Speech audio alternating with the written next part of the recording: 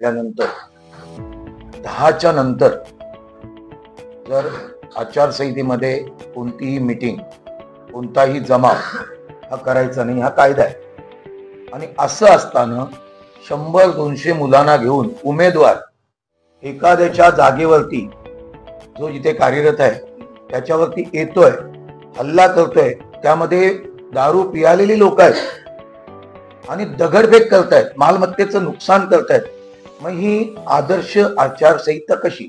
आणि हा उमेदवार येऊ तरी कसा शकतो? कोणत्या राईट्सने येतोय तो?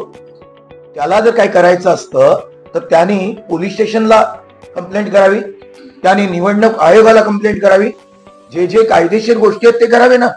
तू येतोयस, शिवीगाळ करतोयस, टीव्हीच्या माध्यमातून बोलतोयस, तुझ्या समोर लोक दगडफेक करतायत आणि वरून टीव्हीला तू वेगळं सांगतोयस.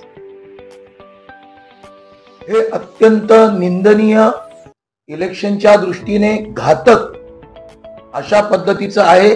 त्यानंतर मुलींच्या बाबतीमध्ये हा जो विनयभंग केलेला आहे, त्यांच्यावरती हात टाकण्याचा प्रयत्न केलाय, त्यांचे कपडे फाडण्याचा प्रयत्न केलाय, त्यामध्ये तो अमित पेडणेकर म्हणून नावाचा आहे, त्यांनी तर सांगितलं वायकर आणि उबाटा म्हटलं तर त्यांची जीभ कापून टाकेन. काय वाक्य आहेत, कशा पद्धतीची वाक्य आहेत? भाषणामध्ये बोलू शकतो तो, जीभ कापणं, असं काय बोललं होतं, काय केलं होतं? आणि दारूच्या नशेतली पोरं घेऊन अशी फिरणं हे अत्यंत चुकीचं आहे.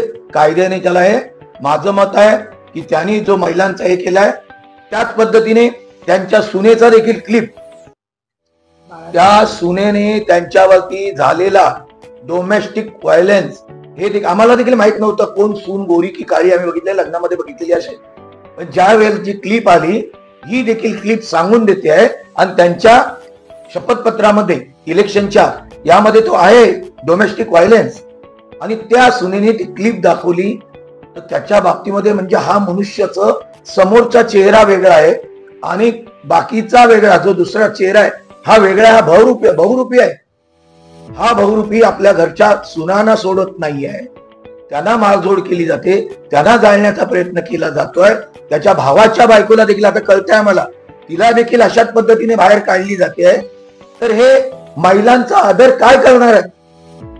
महिला यांच्यापासून कशा सुरक्षित राहणार आहे? आणि काय असेल ते कायद्याच्या कक्षेत राहून करा ना.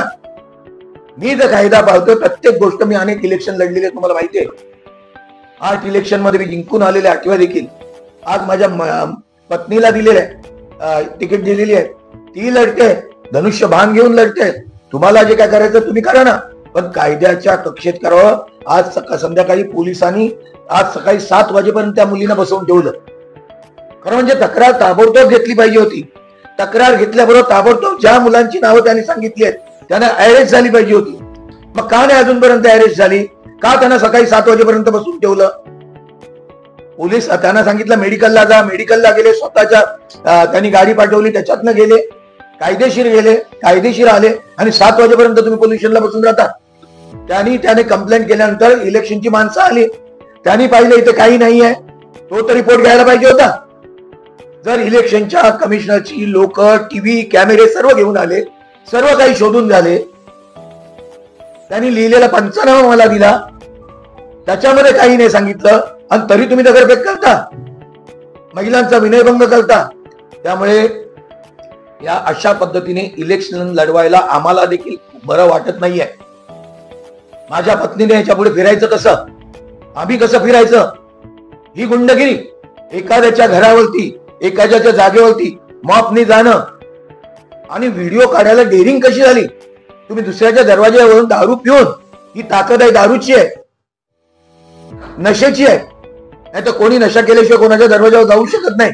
का नाही त्यांना पकडून त्याच वेळेला मेडिकल केली? माझी विनंती आहे शासनाला, इलेक्शन आयोगाला, की ज्या 4 महिलांचा जो अपमान झालेला आहे त्याची व्हिडिओ क्लिप, त्याचं एक्सप्लेनेशन इलेक्शन कमिशनरने, म्हणजे त्यांचे जे कोणी लोक असतील त्यांनी, त्याच पद्धतीने पोलिसांनी स्वतः प्रेस घ्यावी. त्यांना जे काय असेल ते त्यांनी देखील सांगावं.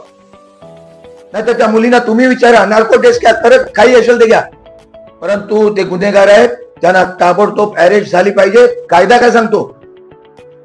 आणि कायद्याने करा, जे काय करायचं ते कायद्याने करा. याच्या पुढे माझी मिसेस, मी तर सांगतोय की तू भावी जाऊ नको म्हणून नाही करणार प्रचार. प्रत्येक ठिकाणी अडवणूक, सर्व ठिकाणी लेटर टाकतात, त्याची माणसं तिथे बसवून ठेवलेत आणि कंप्लेंट आमच्या माणसाच्या करतात. माणसं त्यांनी बसवलेत आणि कंप्लेंट आमच्या माणसाच्या करतात.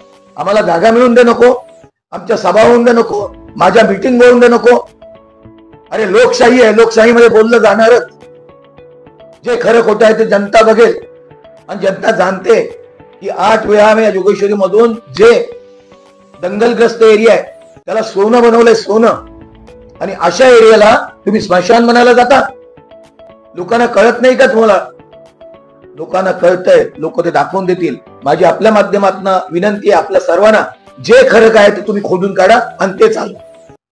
जे खरं काय असेल ते क्लिप आहे त्या मुलीच्या गाडीवरती मारताना, ती माझ्या मुलीला आणायला चालली होती किंवा तिला भेटायला चालली होती. माझ्या घरापर्यंत मोटरसायकल घेऊन त्या मुलीच्या ती क्लिप बघा तुम्ही, तिच्या दगड मारणं, धावणं, फिकणं, त्याच्या गाडीवर मारणं, माझ्या घरापर्यंत जाणं. माझ्या जीविताची, माझ्या मुलींच्या, माझ्या मिसेसच्या जीविताची हमी कोण देणार? आणि इथपर्यंत येऊ शकतात. आम्ही कधी कोणाच्या इथे गेलोय का? हे चाललेलं चुकीचं चाललेलं आहे. कायद्याच्या कक्षेत राहून तुम्ही लढा, नाही तर आम्हाला सांगा तुम्ही लढू नका, आम्ही नाही लढणार. पण अशी गुंडगिरी नको. धन्यवाद. नवीन घडामोडी पाहण्यासाठी आजच आम्ही मुंबईकर 24 तासला लाईक करा, सबस्क्राईब करा आणि अपडेट रहा.